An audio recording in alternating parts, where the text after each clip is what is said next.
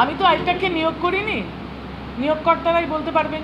কিন্তু ওইটুকুটুকু বাচ্চা ছেলেমেয়েরা কীভাবে আমাদেরকে কর্মীদেরকে হেনস্থা করেছে, কর্মীদেরকে গালমন্দ করেছে, এবং ওনাদের চালিত পথ নিশ্চয়ই সঠিক ছিল না, যার জন্য এই বিপর্যয় বলে আমার মনে হয়। সে কথাটাও আমার এখানে লেখা আছে।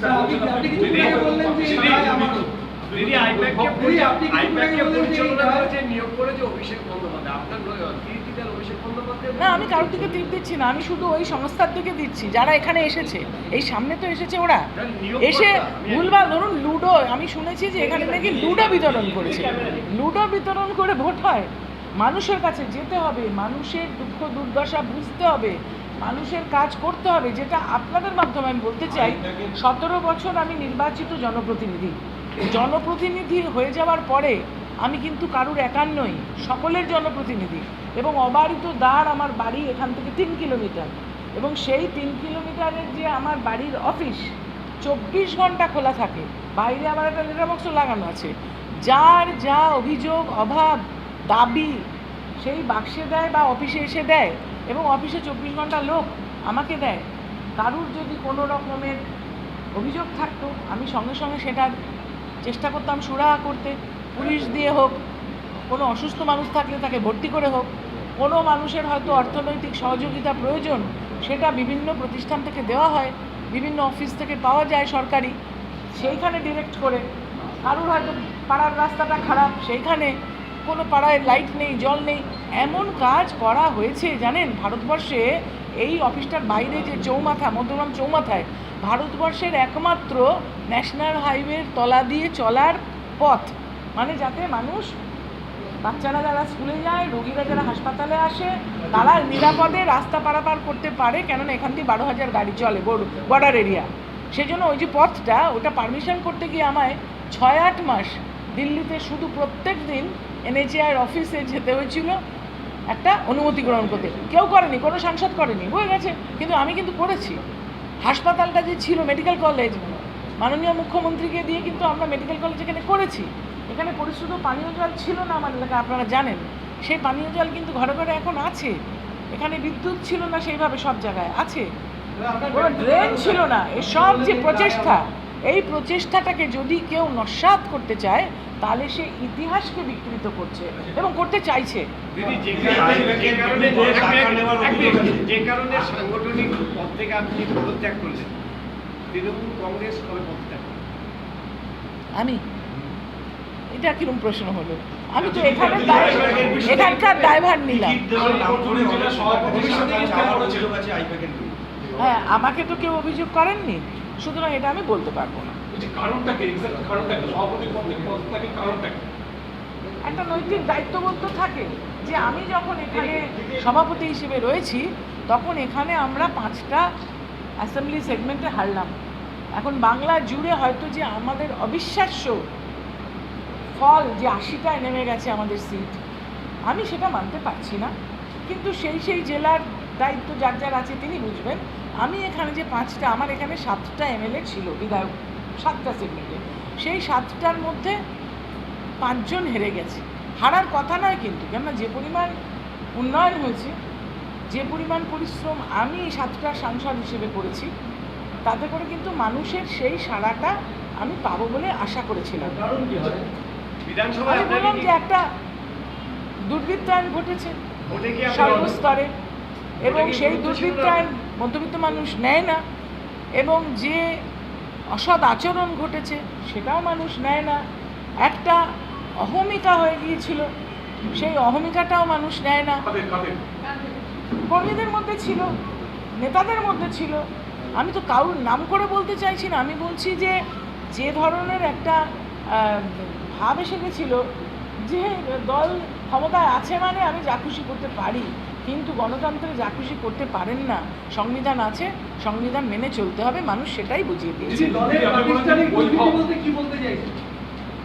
এখন আপনারা দেখতে পাচ্ছেন না, আপনাদের চ্যানেলেই তো দেখাচ্ছে যে এবেলা ওবেলা যে বিভিন্ন যে পৌরসভাগুলোতে যেভাবে অনৈতিকভাবে দুর্নীতি নিয়োগ হয়েছে, সেগুলো তো অদ্ভুতভাবে গত 3-4 বছরে আমরা কিছু জানতে পেরেছি। ভেতরে ভেতরে কী হয়েছে তো কিছু জানতে পারিনি। ভেতরে ভেতরে এরা যে করেছে সেটা তো আমরা কিছু ওপর থেকে বুঝতে পারিনি, অন্তত আমি বুঝতে পারিনি।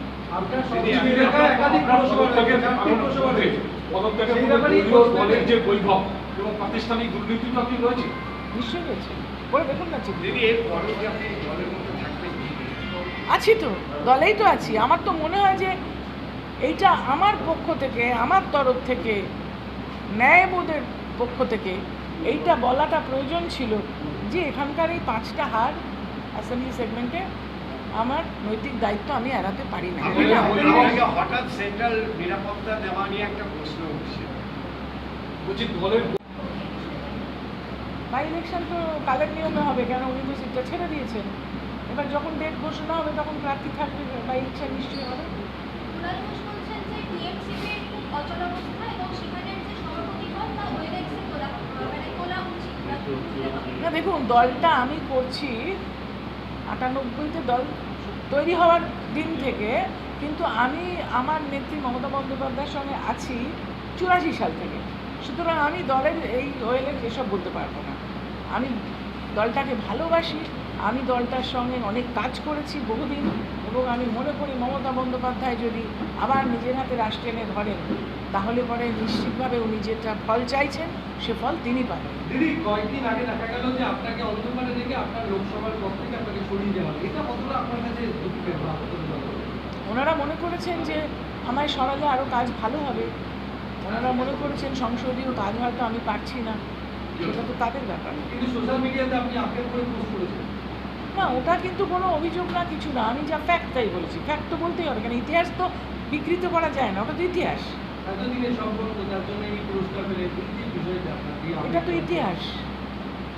ইতিহাসটা তো এটাই যে ওনার 84 প্রথম যে নির্বাচন, সেই নির্বাচনে তখনকার দিনে কিন্তু এরকম ফ্লেক্সের পোস্টার ছিল না, হাতে দেয়াল লিখতে হতো।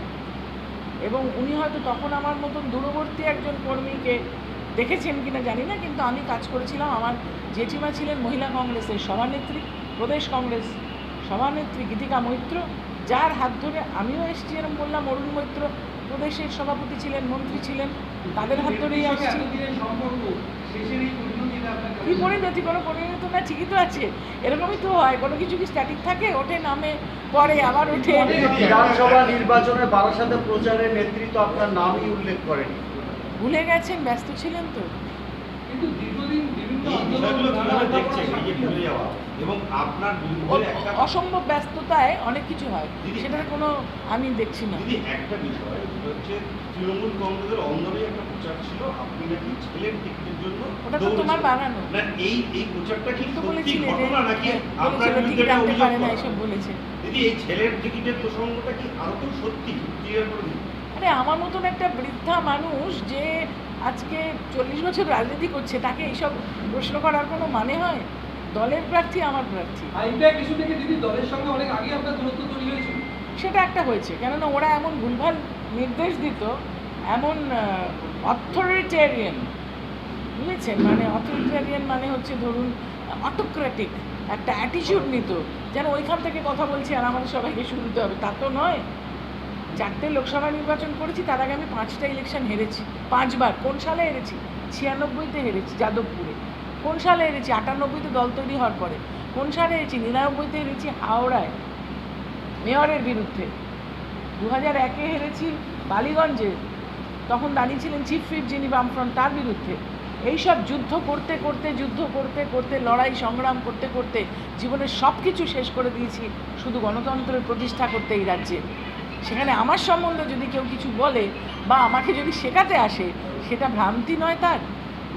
শাহজাহান জাহাঙ্গীররা কতটা বিপজ্জনক দলের জন্য? শাহজাহান জাহাঙ্গীররা দলের জন্য কতটা বিপজ্জনক?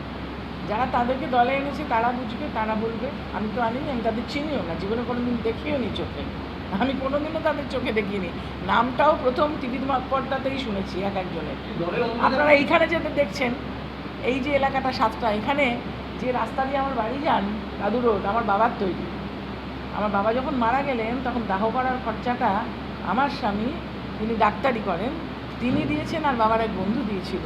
এই জীবনটা আমি দেখে এসেছি, এই মধ্যবিত্ত জীবনটা।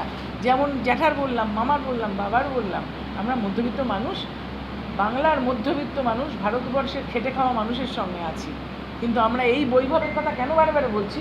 আমরা এটা বুঝি না। এটা যদি আমাদের কোনো প্রশাসনিক স্তরে, রাজনৈতিক পরিসরে ঢুকে পড়ে, ক্ষতিকর হয়। আপনি বলছেন আইপ্যাক একটা অন্য কোনো হালের কারণ, আবার কেউ কেউ বলছে অভিষেক ব্যানার্জিকে দায়ী। না না, আমি তো কোনো ব্যক্তিকে দায়ী করতে পারি না।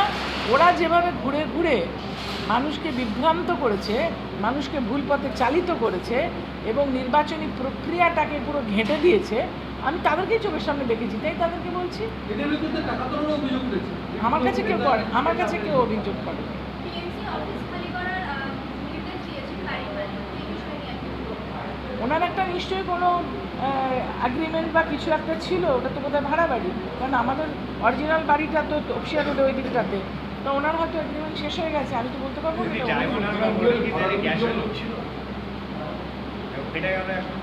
না, আমি বলতে পারবো না, কি করে বলবো? ওই মডেলটা তো আমি বলিনি বারাসাত মডেল, আমি তো বারাসাত মডেল বলিনি। সুতরাং আমি জানি মানুষ ভোট দেয়, লাইন দিয়ে দাঁড়ায়, মানুষের কাছে হাত জোর করে যেতে হয়, মানুষের কাজ করতে হয়, সারা বছর মানুষের পাশে থাকতে হয়, মানুষের সঙ্গে নিজেকে একেবারে মিলিয়ে দিতে হয়, তখন মানুষ আপনাকে আপন করে নেয়। আপনাদেরই একজন সাংসদ সমান্তরাল করে চালিয়ে দিদি। সাধারণ কর্মী হিসেবে কাজ করব, তাহলে আছি। সভাপতি হলে কাজ করতে পারবো, নাহলে এমন তো নয়, আমি সাধারণ কর্মী। কিন্তু বিপদের দিনে এই যে পদত্যাগ করছেন, এই যেমন না সংগঠিত করে কি করবেন এই বিষয়ে?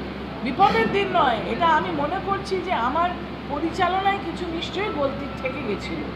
এটার একটা নৈতিক দায়িত্ব থাকে, এটা আপনি রাজনৈতিক দায়িত্বটাকে এড়াতে পারেন না। আপনার আগামী দিনে অন্য দলে জয়েনের সম্ভাবনা কতটা? আমি এখনো ভাবিনি। রাজনৈতিক পিছনে অভিষেক কতটা